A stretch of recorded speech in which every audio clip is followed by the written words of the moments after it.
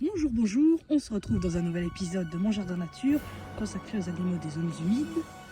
Et au sommet de cet arbre, au-dessus de l'étang, il y a un cormoran.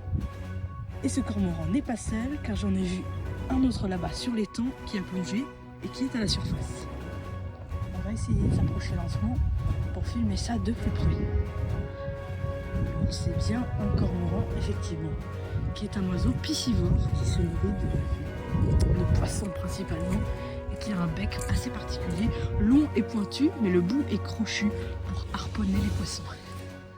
Et il est assez grand, les cormorans ont une envergure assez impressionnante.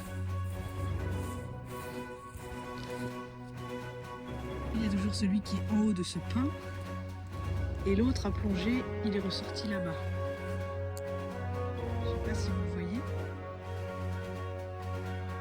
Il a le bec jaune, mais le plumage est noir avec des reflets gris et quelquefois des taches brunes, grises et blanches. On va s'approcher pour essayer de filmer tout ça.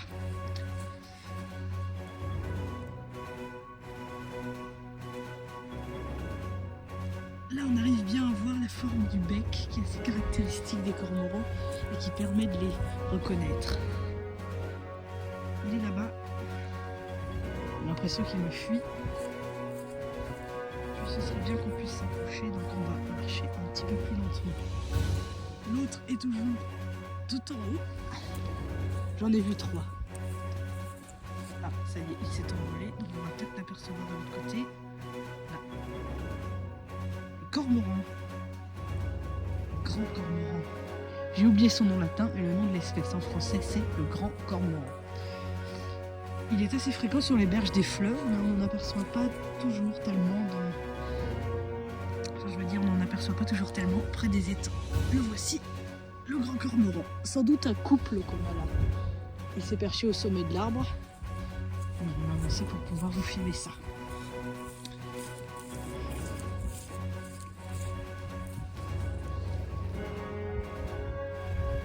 Est-ce que vous le voyez? Oui, on le voit très bien.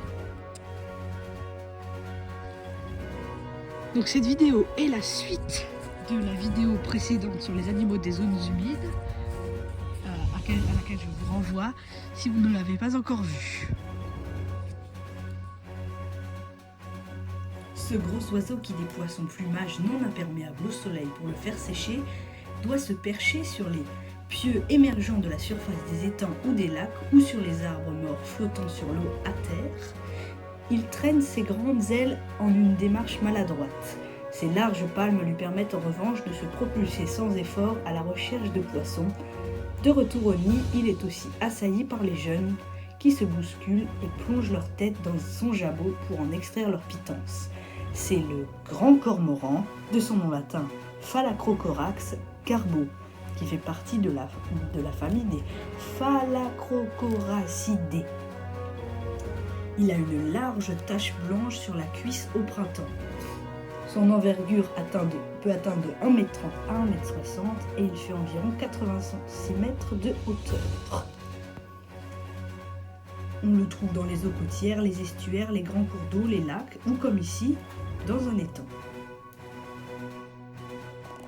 En m'approchant ici, j'ai cru voir de drôles de poissons avec des épines dorsales au-dessus. Ils avaient des nageoires rouges et leur corps était brun ou vert foncé. Nous allons voir de quoi il s'agit, mais il me semble que c'est des perches. Il s'agit effectivement d'une perche de son nom latin, Perca fluviatilis, de la famille des Percidae. C'est un poisson qui est omnivore, je vais vous montrer ici une photo.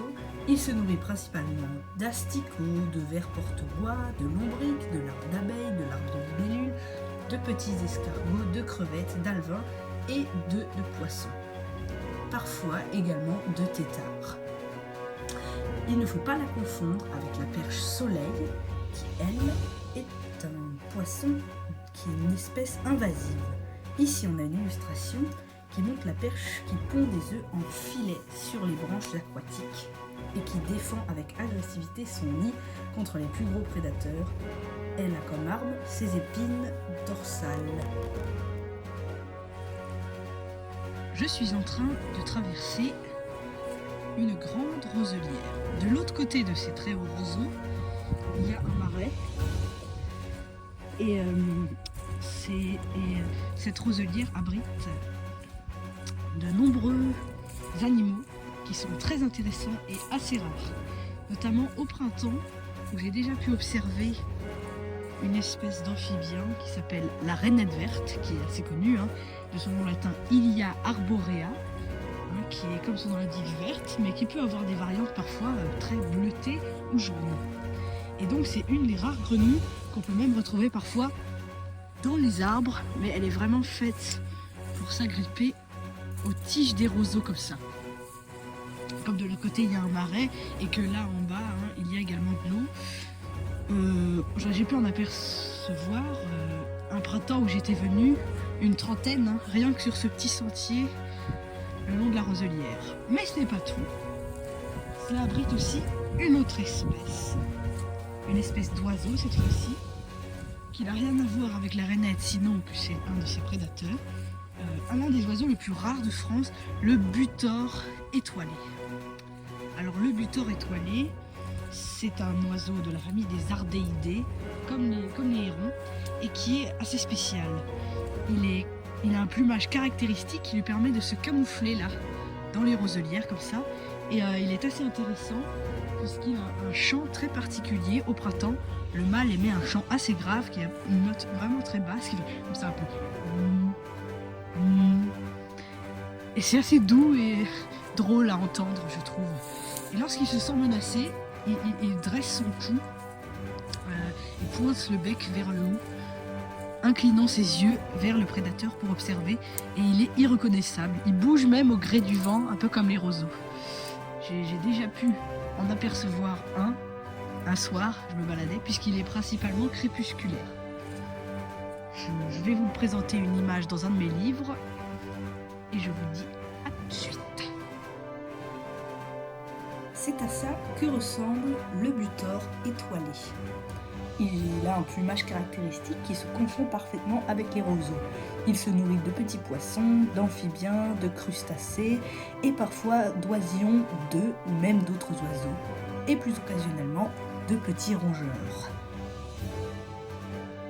Voici à quoi ressemble une rainette verte, Ilia arborea, à ne pas confondre avec une autre espèce de rainette qu'on a en France mais plus au sud, Ilia meridionalis, la rainette méditerranéenne. Et voici la variante bleue qui est rarissime dont je vous avais parlé tout à l'heure. Dans les roselières, on peut aussi trouver un oiseau assez rare et très intéressant, le râle déjeuner, qui ressemble beaucoup à un gallinacé. C'est pour ça que nos amis anglais l'appellent watercock, le coq d'eau. Il a un cousin plus coloré qui lui s'appelle le râle d'eau et qui est plus svelte et avec un bec plus long et plus rouge. Le super prédateur des zones humides est un mammifère de la famille des mustélidés que nous avons présenté dans les vidéos précédentes, la loutre d'Europe, Loutra loutra, qui possède un pelage graisseux et imperméable lui permettant de ne pas avoir trop froid, et de nager avec aisance dans l'eau. Elle se nourrit principalement de poissons, de crustacés, d'amphibiens, mais aussi d'oiseaux aquatiques et de rongeurs. Et elle est franchement trop mignonne. Parmi les autres mammifères qui vivent près des zones humides, nous avons un rongeur invasif qui s'appelle le rat musqué et il a été introduit notamment pour sa fourrure. Et il fait d'assez gros dégâts sur les berges en détruisant les berges des zones humides et endommage du coup tous les écosystèmes. Tout comme le ragondin que j'ai présenté dans la vidéo précédente. Vous connaissez évidemment le castor européen qui est en train d'être réintroduit en France, qui est connu pour construire notamment des barrages sur les points d'eau et favorise les écosystèmes en créant des mares pour les amphibiens. Le plus beau de tous les animaux des zones humides, selon moi, est le martin pêcheur, un petit oiseau de la taille d'un merle qui est capable de plonger sous l'eau en fermant une lunette sur son œil pour y attraper petits poissons, insectes aquatiques et amphibiens. Il est remarquable avec ses belles plumes orange, bleues et son collier blanc. D'ailleurs, il est très vif et difficile à filmer. Le plus connu de tous les amphibiens de France est sans doute la grenouille verte, qui est en fait un croisement de la grenouille rieuse et de la grenouille de l'Essona, aussi appelée petite grenouille verte, et qu'on trouve très souvent dans les points d'eau. La grenouille verte n'est pas faite pour vivre seule, on en trouve souvent plusieurs au même endroit. Elle peut constituer une proie pour la couleuvre vipérine, un serpent qui est quasi totalement aquatique et qui se nourrit de petits poissons, mais aussi d'amphibiens. Et elle porte le nom de vipérine car elle ressemble à s'y méprendre à une vipère. Mais elle n'est pas le seul reptile aquatique. Il existe une espèce de tortue qui vit en eau douce, la cistude d'Europe, qu'on trouve principalement dans le sud de la France, mais qui est réintroduite pas à pas un peu partout. Le rat brun, aussi appelé rat sur mulot, est un inféodé du milieu aquatique, même si on le trouve aujourd'hui de plus en plus dans les villes et dans les fermes. On le trouve aussi sur les berges des rivières, entre les pierres, où il creuse parfois des terriers dans les berges, et il se nourrit d'un peu tout ce qu'il trouve, des déchets, des charognes, notamment les poissons morts, et c'est un excellent nageur. Le ditique est un gros scarabée aquatique qui vit principalement dans l'eau et qui est très vorace. Il peut se nourrir de grenouilles, de têtards, de petits poissons et d'individus de sa propre espèce. Sa larve est tout aussi féroce que l'adulte. Les libellules sont de véritables avions de chasse. Elles volent avec une vitesse incroyable et attrapent de minuscules proies en vol. Elles peuvent manger du plus petit moucheron à la guêpe. Leurs larves, qui sont aquatiques, elles, peuvent s'attaquer même aux têtards. Le brochet est sans doute le plus redoutable de tous les poissons d'eau douce. Il est très vorace et attaque très rapidement. Il mange des petits poissons, des amphibiens, des insectes aquatiques, des canetons et des rongeurs. Tous ces animaux sont rares ou menacés de par la raréfaction de leurs habitats.